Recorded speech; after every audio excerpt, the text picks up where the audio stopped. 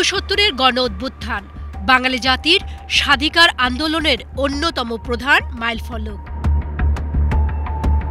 আসাদের মৃত্যুর মধ্য দিয়ে ঊনসত্তরের গণ অভ্যুত্থানের যাত্রা শুরু হয়েছিল। মতিউরের মৃত্যুর মধ্য দিয়ে সেই গণ অভ্যুত্থান পূর্ণতা লাভ করে।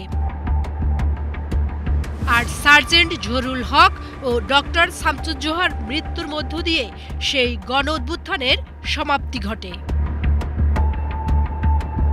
এই আন্দোলন শুধু ছাত্র বা রাজনৈতিক নেতাকর্মীদের মধ্যেই সীমাবদ্ধ ছিল না। এক পর্যায়ে কৃষক, শ্রমিক, সরকারি কর্মকর্তা কর্মচারীদের মধ্যে ছড়িয়ে পড়েছিল বলেই তা হয়ে উঠেছিল গণ অভ্যুত্থান। বাঙালির আন্দোলন সংগ্রামের ইতিহাসে ১৯৬৯ সালের এই দিনটি একটি যুগান্তকারী ঘটনা।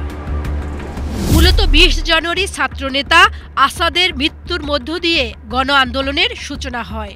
আর তার ৩ দিন পর ২৪ জানুয়ারি পুলিশের গুলিতে মতিউর, মকবুল, রুস্তুম ও আলমগীর এই ৪ জনের হত্যার খবর ছড়িয়ে পড়ার সাথে সাথে মানুষ রাজপথে নেমে আসে। বিশেষ করে মৃত্যুর আগে মাকে লেখা নবম শ্রেণীর ছাত্র কিশোর মতিউরের হৃদয় বিদারক চিঠি আন্দোলনমুখী মানুষকে আরও ক্ষুব্ধ করে তোলে। এই ঘটনায় ছাত্র জনতা আরও রুদ্ররোষে ফেটে পড়ে। ফলে ঢাকার পরিস্থিতি সরকারের নিয়ন্ত্রণের বাইরে চলে যায়। আসাদের মৃত্যুর শোক কর্মসূচিতে এই ৪ মৃত্যু তৎকালীন পূর্ব পাকিস্তানে আইয়ুব খান বিরোধী আন্দোলন রূপ নেয় তীব্র এক গণ অভ্যুত্থানে।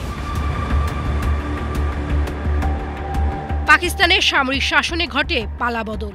লৌহ মানব খ্যাত প্রেসিডেন্ট আইয়ুব খান সেনাবাহিনী প্রধান জেনারেল ইয়াহিয়া খানের কাছে ক্ষমতা হস্তান্তর করেন। এর মধ্য দিয়ে স্বৈরশাসক আইয়ুব খানের পতন ঘটে। তাই বাংলাদেশের স্বাধীনতা সংগ্রামের ইতিহাসে ৬৯-এর এই গণ অভ্যুত্থান এক তাৎপর্যপূর্ণ মাইলফলক।